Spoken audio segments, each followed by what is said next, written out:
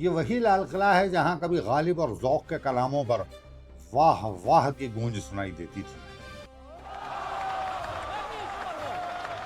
जी, ये वही लाल किला है जहां से कई शायरों के घर चला करते थे। जी हाँ, ये वही लाल किला है जहां कभी अपने कलाम सुनाने को शायर तरसते थे। लेकिन एक शायर ऐसा भी था जो बहुत बुलाने पर भी वहां कम आया करता था। उर्दू लिटरेचर के कुछ माहिर उसे गालिब और ज़ौक़ से बड़ा शायर मानते हैं, जबकि शायरी उसके लिए दूसरे नंबर का शौक था। पहले वो एक बड़ा और माहिर हकीम था। उसके दादा और वालिद लाल किले में शाही हकीम थे। शतरंज के खेल में उसका कोई सानी नहीं था। इल्म नजूम यानी ज्योतिष विद्या पर उसकी पकड़ का आलम यह था कि उसने अपने मौत के दिन की भी पेशन गोई कर दी थी। जी हाँ, हम बात कर रहे हैं मोमिन खां मोमिन की, जो हमारी आज की कहानी का हीरो है।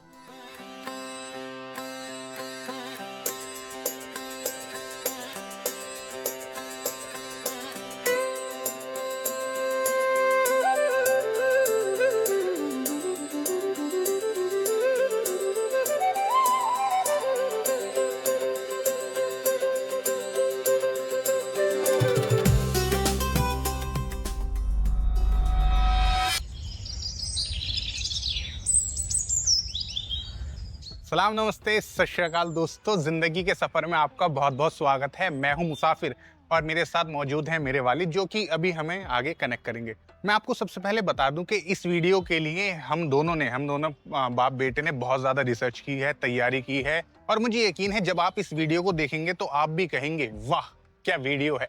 तो आपसे मेरी रिक्वेस्ट है, आप इस पूरी वीडियो को देखिएगा और आखिर में हमें अपनी राय ज़रूर दीजिएगा। तो चलिए शुरू करते हैं आज की इस वीडियो को। ज़ौक़, जुबान और मुहावरे के शायर। गालिब, फलसफे के शायर। और मोमिन खां मोमिन, मोहब्बत के शायर। कुछ बात तो है मोमिन जो छा गई खामोशी, कुछ बात तो है मोमिन जो छा गई खामोशी। किस बुत को दिल दे दिया, क्यों बुत से बन गए हो। किस बुत को दे दिया दिल, किस बुत को दे दिया दिल, क्यों बुत से बन गए हो। क्या बात। और रोया करेंगे आप भी पहरों इसी तरह। आहा, रोया करेंगे आप भी पहरों इसी तरह, अटका कहीं जो आपका दिल भी मेरी तरह। क्या बात है, क्या बात है। लेकिन इश्क के मामले में मोमिन थोड़ा बनिया टाइप आदमी है। कैसे? थोड़ा कैलकुलेटिव, इस हाथ ले उस हाथ दे वाली मोहब्बत का क्या बात कर रहे हैं पापा आप। मैंने जितना मोमिन साहब को पढ़ा है, मेरे क्या मतलब मेरे इल्म के मुताबिक तो वो उर्दू, अरबी, फारसी में बड़े माहिर थे, बाकायदा एक आलिम और दीनदार आदमी थे। आपने बताया बाकायदा एक दीनदार आदमी थे। हाँ, यानी आदमी तो थे ना। मतलब यार, आलिम, फाजिल, ज्ञानी वगैरह वगैरह होने से आदमी होना थोड़ी मिट जाता है। सही बात है, सही बात है। अब देखिए ना, नवाब हामिद अली खान साहब के दरबार में वो अपना तारुफ किस तरह करवाते हैं। मोमिन आया है बज़्म में तेरी, मोमिन आया है बज़्म में तेरी, मोमिन आया है बज़्म में तेरी, सोहबत आदमी मुबारक हो। अच्छा। और ये देखें आप, हो गए नाम बुता सुनते ही मोमिन बेकरार, हो गए नाम बुता सुनते ही मोमिन बेकरार। हम ना कहते थे हजरत पारसा कहने को है। पारसा कहने को है। अच्छा चलिए, ये सब तो ठीक है, लेकिन ये इश्क में, मोहब्बत में बनिया होना, कैलकुलेटिव होना, इसका क्या मतलब है? देखिए, उसूल ये है कि आशिक माशूक के सामने कुछ नहीं होता। अच्छा।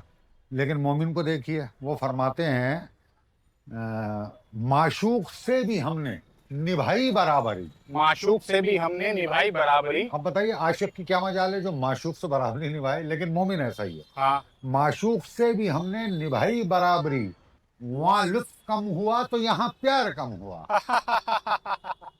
तब तो मोमिन को हमारी जनरेशन में होना चाहिए था। वो क्यों? यानी वहां से मजा मिलना बंद तो यहाँ से रिचार्ज कराना बंद। अच्छा चलिए, मैं थोड़ी लोकेशन समझा दूं। तो दोस्तों, सबसे पहले मैं आपको बता दूं मैं कहाँ खड़ा हूँ। मैं खड़ा हूँ दरियागंज के मेन चौक पर। ये मेन रेड लाइट है, मैं आपको दिखा देता हूँ। इसमें जो मेरे इधर की तरफ रास्ता जा रहा है, ये सीधा जाएगा यहाँ से लाल किला, चांदनी चौक, पुरानी दिल्ली। उसके पीछे जो मेरे साथ बैक साइड में रास्ता है, वो यहाँ की जो कॉलोनी है, अंसारी रोड, वहां जाता है।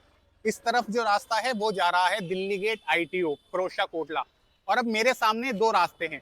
एक रास्ता तो सीधा जाएगा यहाँ से जामा मस्जिद की तरफ, मटिया महल जामा मस्जिद, और एक रास्ता जा रहा है यहाँ से कूचा चलान, जहाँ पर हमें जाना है। तो चलिए, मैं आपसे वहीं जाकर कनेक्ट होता हूँ।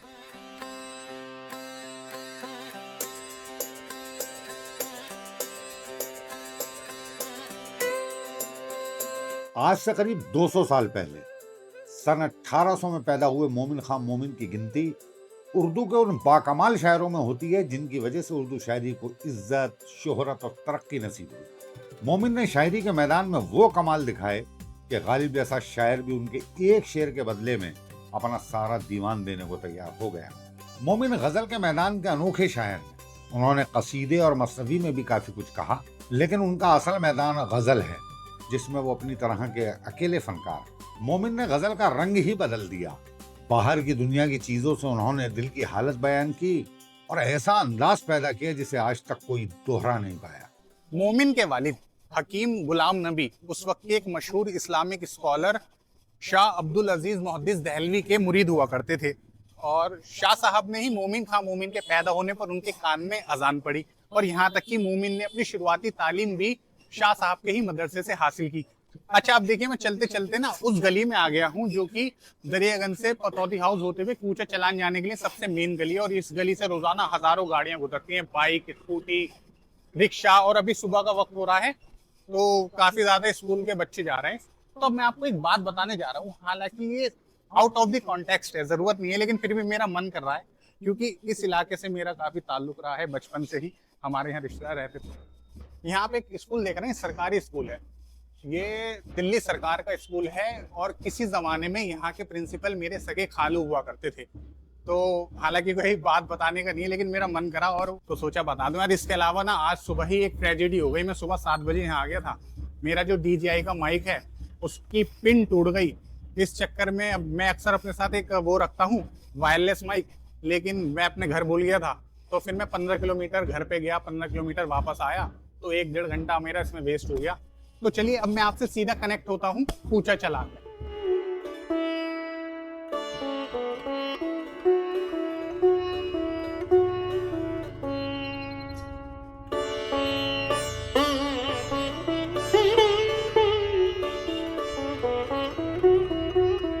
तो हम लोग पहुंच चुके हैं कूचे चलान के कॉर्नर पर और ये वो रास्ता है जहां से मैं आया हूँ कला महल से। इधर कूचा चलान है और मेरे बिल्कुल ठीक सामने है चांदनी महल। दोस्तों, बहुत कोशिशों के बावजूद, यहाँ के लोगों से, बुजुर्गों से बातचीत करने के बाद भी हम मोमिन खां मोमिन का वो मकान नहीं ढूंढ पाए जहाँ पर वो रहा करते थे। अब इस बात को 200 साल से भी ज्यादा हो गए, हर जगह फ्लैट ही फ्लैट, आबादी बहुत ज्यादा घनी हो गई है। सुबह का वक्त है, दोपहर में तो यहाँ पैर रखने तक की जगह नहीं होती। अच्छा, मैं सोच रहा हूँ कि यहाँ पे नाश्ता बहुत अच्छा मिलता है। हालांकि हर चीज पुरानी दिल्ली की अच्छी है, लेकिन इससे पहले पापा नाराज हो नाश्ते को लेकर, मैं खुद ले जाकर उन्हें नाश्ता करा देता हूँ। तो आइए वहीं नाश्ता करते हैं और वहीं हम आपको मोमिन की कहानी कंटिन्यू करते हैं। आइए आइए।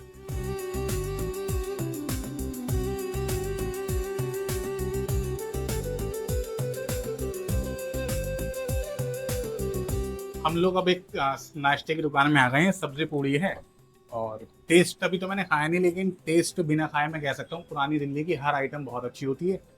तो ये 10 रुपए की एक है, हमने 4 ली है और इसके साथ 2 सब्जी दे रहे हैं भाई। एक तो है ये चने छोले, चने की सब्जी है और एक है आलू की सब्जी। तो मैं ट्राई करता हूँ चने वाली से पहले, उसके बाद हम बात करेंगे। क्या है बाबा, बढ़िया।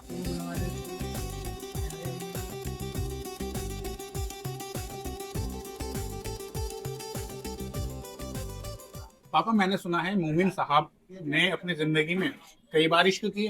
हाँ, सुना है, मैंने भी सुना। और उन्होंने पहला इश्क महज 15 साल की उम्र में किया था। जी, ऐसा बताते हैं लोग। तो ऐसा कैसे हो सकता है 15 साल की उम्र में से? मेरे हिसाब से तो 2 बातें हो सकती हैं। एक तो ये है कि भाई लिखने वालों से शायद कोई गलती हो गई हो। अच्छा। और दूसरी ये है कि उनके वालिद साहब शाही यकीन थे लाल किले में, तो हो सकता है कोई शाही माजून घर में रखी हुई हो और मोमिन साहब ने बचपन में अनजाने में चाट ली और वक्त से पहले जवान हो गए। पापा बड़े मत, अब क्या कहूँ, इसका मेरा स्पीचलेस हो गया। बाकी भाई सब्जी पूरी बहुत अच्छी है, साथ में हलवा भी है, देते हैं तो मैं कोशिश करता हूँ, पहले खा देता हूँ, अगर हलवे की जरूरत पड़ी वो भी ले लूँगा। तो चलिए अब मैं जल्दी से हम नाश्ता करते हैं, तो फिर अभी आगे की हम बातें करते हैं।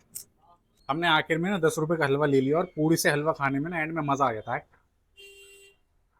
बढ़िया है। सूजी का हलवा है और मजा आता है।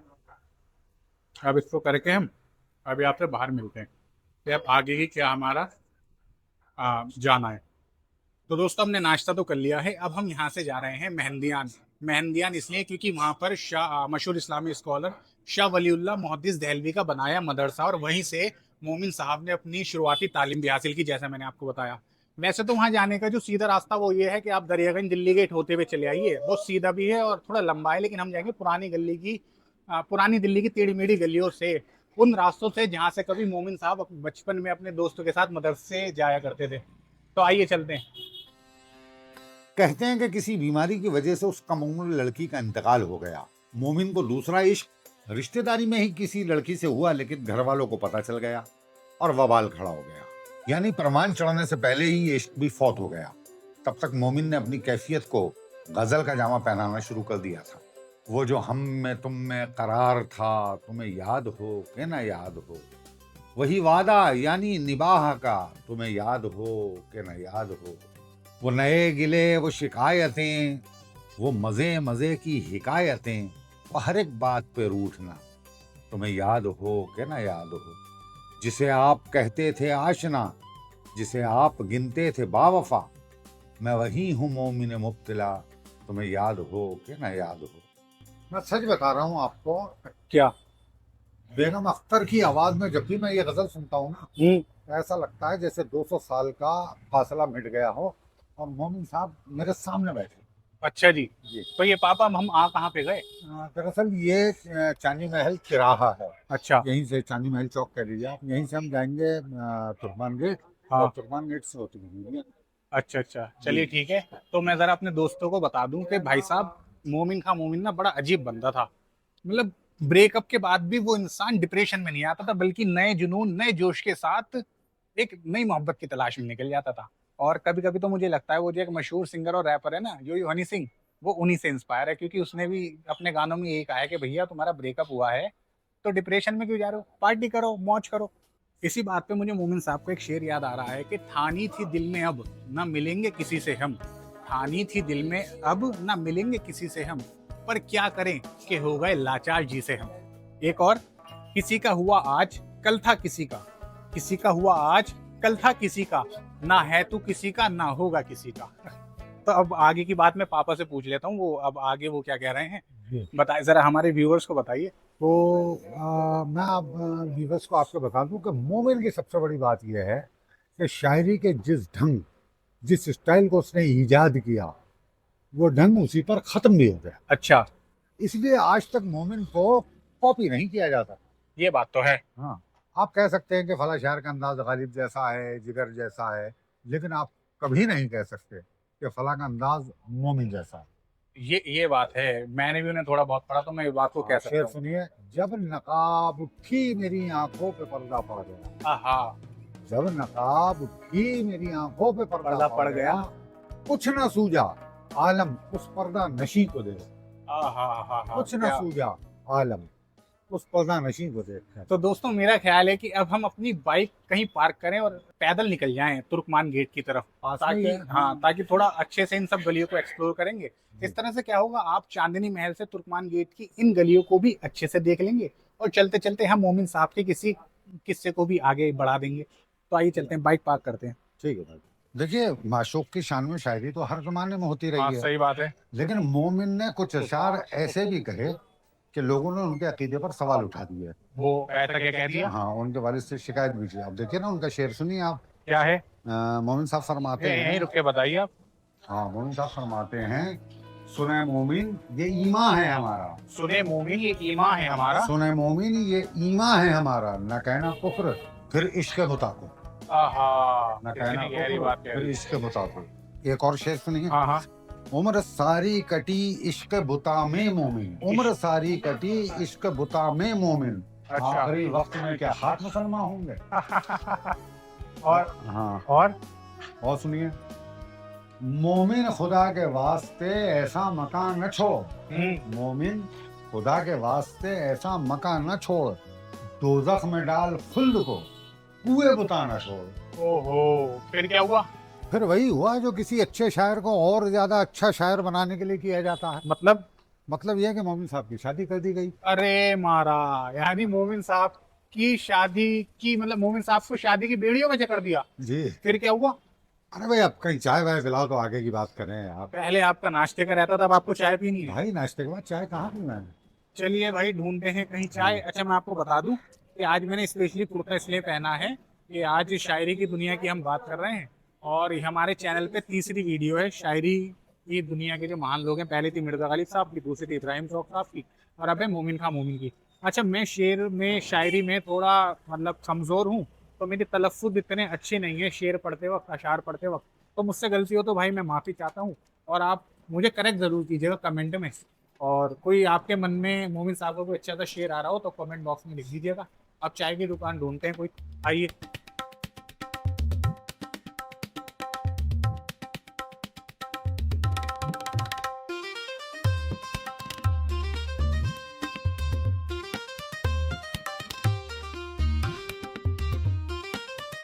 देखिए, शायर आमतौर पर खाना खराब होते हैं, हाँ। इसीलिए डॉक्टर यूनुस भट्ट साहब फरमाते हैं कि शायरों को शादी जरूर करनी चाहिए। क्यों? ऐसा इसलिए है कि अगर बीवी अच्छी मिली तो जिंदगी अच्छी हो जाएगी, वरना कम से कम शायरी तो अच्छी हो ही जाएगी। अच्छा, क्या है? ये सही कहा कि बीवी अच्छी मिली तो, जिंदगी अच्छी हो जाएगी, हाँ, वरना शायरी तो अच्छी हो ही जाएगी। फिर क्या हुआ? फिर किसी देहाती जमींदार की एक अनपढ़ लड़की से मोमिन साहब की शादी कर दी गई। ठीक है। वो बेचारी की समझ में शायरी आती नहीं थी, और हजरत को जिद थी कि वाह वाह करें। अच्छा, उस समय में उमर शरीफ और शकील सिद्दीकी की कॉमेडी वीडियोस भी नहीं थी, वरना वो शकील से वाह वाह वाह वाह की सीधे ही सीख लेते। जहेज की बातें जाने दो। जी जी जी।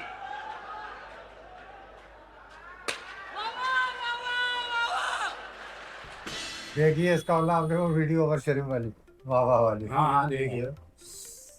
उसके बाद क्या हुआ? उसके बाद फिर हुआ यूं कि बीवी को उसके मैके में भेज, हाँ। मोमिन बेडरूम से दवाखाने आ गए और मरीजों को देखने लगे। एक दिन दिल्ली की हसीन तरीन तवायफ उम्मतुल फातिमा बेगम मोमिन की जिंदगी में आई। यानी मोमिन की जिंदगी में एक नया मोड़। हाँ, देखिए, इश्क सिर्फ जवानी का जोश नहीं होता। ये तो है। कभी कभी जिंदगी के किसी मोड़ पर इंसान किसी ऐसे शख्स से मिलता है जो उसकी पूरी दुनिया बदल देता। मोमिन की जिंदगी में वो मोड़ थी उम्मतुल फातिमा बेगम, जिन्हें अरबी दुनिया में साहिब के नाम से जाना जाता। यानी वो सिर्फ खूबसूरत नहीं बल्कि शायरा भी थी। और दिल्ली की नामचीन तवायफों में इसका शुमार होता था। लेकिन उस जमाने में तवायफ सिर्फ ये नाचने गाने वाली औरत नहीं होती थी, बल्कि वो तहजीब, अदब, संगीत, इनकी भी उस्ताद हुआ करती थी। उनकी महफिलों में नवाब बैठा करते थे, बड़ा बड़ा काबिल और पढ़े लिखे लोग बैठा करते थे, और कभी कभी तारीख भी बैठती थी। फिर मुलाकात कैसे हुई? कहा जाता है कि एक दिन साहिब हकीम मोमिन साहब के पास अपनी नब्ज दिखाने पहुंचे। साहिब यानी उम्मतुल फातिमा। जी, हकीम ने नब्ज देखी, शायद दिल की धड़कन भी समझी। इलाज जिस्म का होना था, बीमार दिल हो गया। और फिर यहीं से शुरू हुआ वो रिश्ता जो आज मैं मोमिन की शायरी के साथ सुनाया। अच्छा, चलिए चलते हैं। कहाँ? भूल गए क्या? कहाँ के लिए निकले थे? अच्छा अच्छा अच्छा, मेहंदियान जाने के लिए निकले थे। तो आप कहानी इतनी दिलचस्प सुना रहे थे, मेरे माइंड से निकल गया। आइए चलते हैं। चलिए। कहा जाता है उनका तखल्लुस भी मोमिन ने ही साहिब रखा। धीरे धीरे रिश्ता उस्ताद और शागिर्द से आगे बढ़ा। दिल्ली की गलियों में बातें होने लगी, महफिलों में फुसफुसाहटें होने लगी, लेकिन मोहब्बत कब लोगों की बातों से रुकी है। पापा, तो क्या आखिर में मोमिन को उनका सच्चा इश्क मिला? देखिए, मोहब्बत अगर इतनी ही आसान होती तो शायर पैदा ही नहीं। लोग बताते हैं हालात बदले तो फासला बढ़ा, और ये रिश्ता भी हमेशा साथ में चल सका। शायद इसीलिए मोमिन लिखते हैं, तुम मेरे पास होते हो गोया जब कोई दूसरा नहीं होता। और जब ये शेर पढ़ते हैं तो ऐसा लगता है जैसे किसी एक इंसान से कही गई बात 200 साल बाद भी हर मोहब्बत करने वाले की अपनी कहानी बन गई।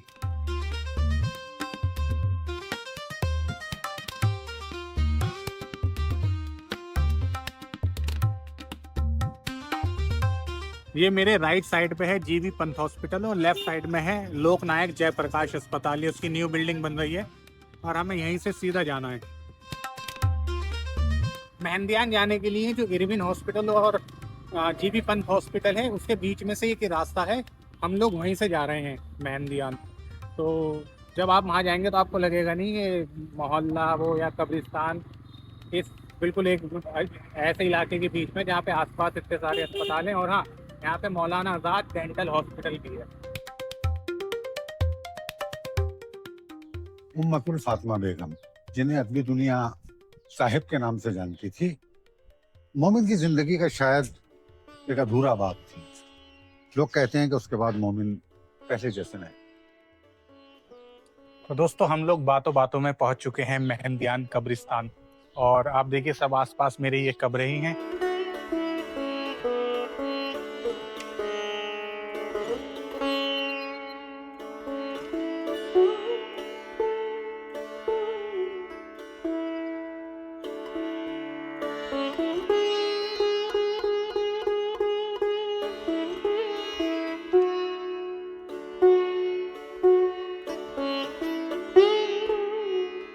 और यहाँ पीछे वो मदरसा है जहाँ से मोमिन खां मोमिन साहब ने अपनी शुरुआती तालीम हासिल की, जो मैंने आपको शुरुआत में बताया था। और इस मदरसे की ये जो बनवाया था मदरसा, ये बनवाया था शाह वलीउल्लाह मुहद्दिस दहलवी साहब ने और इसका नाम रखा था उन्होंने अपने वालिद के नाम पर। तो आइए चलते हैं। पापा, ये जो अभी आपने शेर पढ़ा मोमिन साहब का, तुम मेरे पास होते हो गोया जब कोई दूसरा नहीं होता, ये मेरे ख्याल से वही शेर है ना जिसके बदले मिर्जा गालिब साहब अपना पूरा दीवान देने को तैयार हो गए थे मोमिन साहब को। बिल्कुल सही बात है, बिल्कुल सही बात है। तो जरा इसकी थोड़ा सा बताएं इस बारे में। दरअसल अब ये शेर की तशरीह तो बड़ा जो है ना लंबा वक्त लेगी। बाकी मैं आपको और आपके व्यूवर्स को कुछ और बात बताना चाहता हूँ। अच्छा, बताइए जी। देखिए, लोगों को ये लगता है कि शायर गजलें कहता है ठीक है ना? लेकिन सच बात है कि शायर गजल नहीं कहता, बल्कि अपना दर्द बयान करता है। बेशक बेशक। ठीक है ना? तो मोमिन की शायरी में जो तड़प और जो दर्द आपको देखने को मिलता है, जिसका एहसास होता है जब आप मोमिन को पढ़ते हैं, तो वो सिर्फ अल्फाज की खूबसूरती की वजह से नहीं है, बल्कि जी हुई जिंदगी, भोगी हुई जिंदगी की कीमत है। तो मतलब इस हिसाब से तो शायद इसलिए उनके अशार सीधे दिल में उतर जाते हैं। क्या बात है, बिल्कुल। मैं साथी को बताऊं, हाँ। क्योंकि वो बनाए नहीं गए होते, वो अशार बनाए नहीं गए, भोगे गए हैं। जी जी, एग्जैक्टली। हाँ, मोमिन कहते हैं रोया करेंगे आप भी पहरो इसी तरह, रोया करेंगे आप भी पहरो इसी तरह, अटका कहीं जो आपका दिल भी मेरी तरह। क्या बात है, क्या बात है, वाह वाह वाह। ये उस इंसान की आवाज है दोस्तों जिसने किसी को खो दिया, लेकिन उसकी मौजूदगी को अपने दिल से कभी नहीं जाने दिया। जी, शायद इसी वजह से 200 साल गुजर जाने के बाद भी जब कोई सच्चा आशिक मोमिन को पढ़ता है तो उसे लगता है ये शायर उसकी कहानी लिखकर चला गया है। हाँ। और शायद यही किसी शायर की सबसे बड़ी जीत होती है। तो चलिए, अब मदरसा आ गया जी, है, जी, वो जी, हम मदरसा दिखाते हैं, उसके बाद सीधा चलते हैं अंदर जहाँ पर वो मजार है वलीउल्लाह साहब की और मोमिन खां। जी जी जी, चलिए।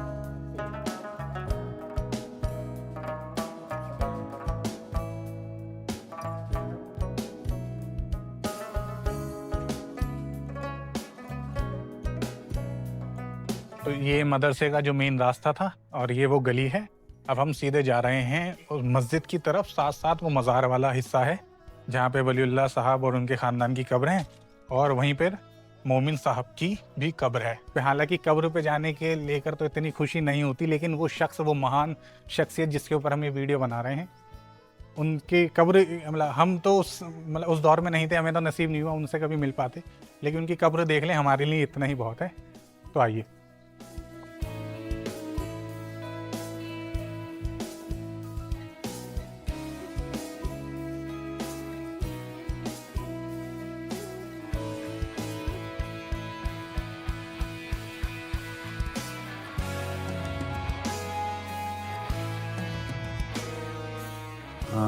देखिए, ये पूरा एक अहाता है और यहाँ पर आप देख रहे हैं ना, ये मैं आपको बता देता हूँ कि ये जो हैं, ये पढ़िए आप, ये हजरत शाह वलीउल्लाह मुहद्दिस देहलवी जिन्होंने ये मदरसा कायम किया था, ठीक है ना? ये उनका मज़ार मुबारक है।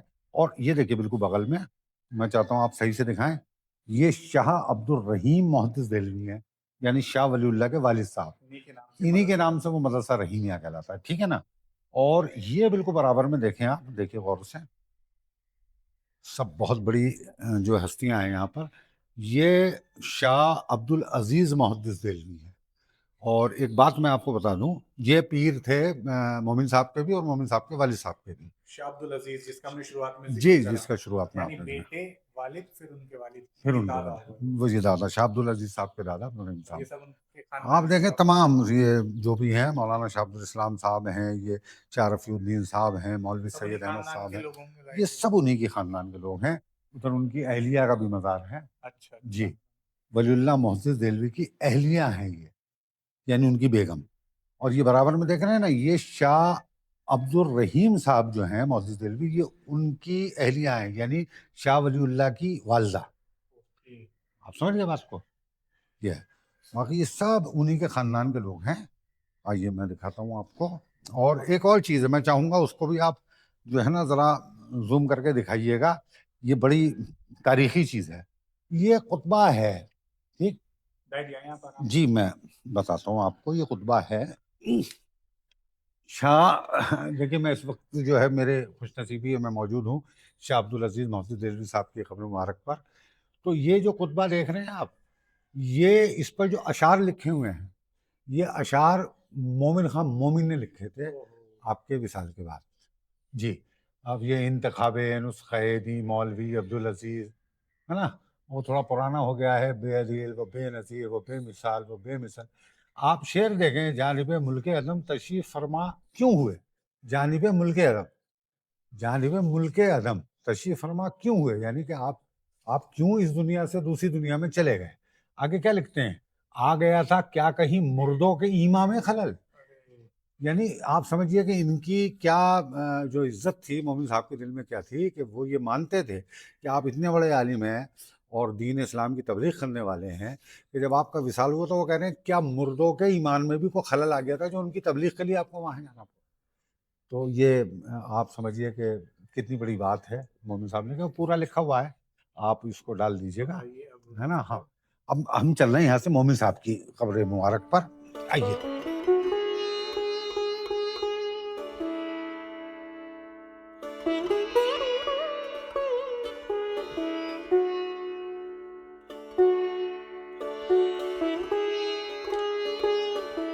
अल्लाह रे सोज़े आतिशे गम बादे मर्ग भी, अल्लाह रे सोज़े आतिशे गम बादे मर्ग भी, उठते हैं मेरी खाक से शोले हवा के साथ। 200 साल, एक इंसान चला गया, एक शहर बदल गया, एक सल्तनत मिल गई, लेकिन कुछ अल्फाज आज भी जिंदा हैं। शायद इसीलिए अच्छे शायर कभी मरते नहीं, वो अपने कलाम में जिंदा रहते हैं। अगर कभी पुरानी दिल्ली की गलियों से गुजरें तो जरा ठहरिएगा, हो सकता है किसी बंद खिड़की, किसी पुराने दरवाजे या किसी खामोश मोड़ से मोमिन की कोई गजल आज भी आपको पुकार रही।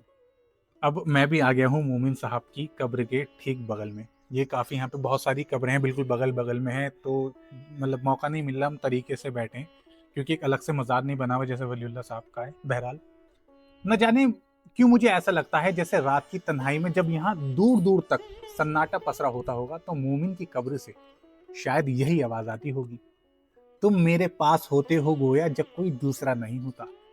दोस्तों, लाल किले से शुरू हुआ हमारा सफर, मोमिन खां मोमिन की जाय पैदाइश कूचा चलान और फिर चांदनी महल तुर्कमान गेट होता हुआ मेहंदियान में खत्म हुआ, जहां मैं इस वक्त हूँ। कुदरत अपनी अलग अलग सिफात के इजहार के लिए अलग अलग अफराद को जरिया बनाती है। मुझे लगता है कि कुदरत ने अपनी सिफत मोहब्बत के शायराना इजहार के लिए मोमिन साहब को चुना। और हमने मोमिन को चुना एक खास ढंग से एक्सप्लोर करने के लिए। आप हमें कमेंट करके बताइए कि हमारी ये एक्सप्लोरेशन वीडियो आपको कैसी लगी। पसंद आने पर लाइक और शेयर कीजिए, चैनल को सब्सक्राइब करके हमारा हौसला बढ़ाइए। मैं हूं आपका मुसाफिर, और जिंदगी का सफर अभी जारी है।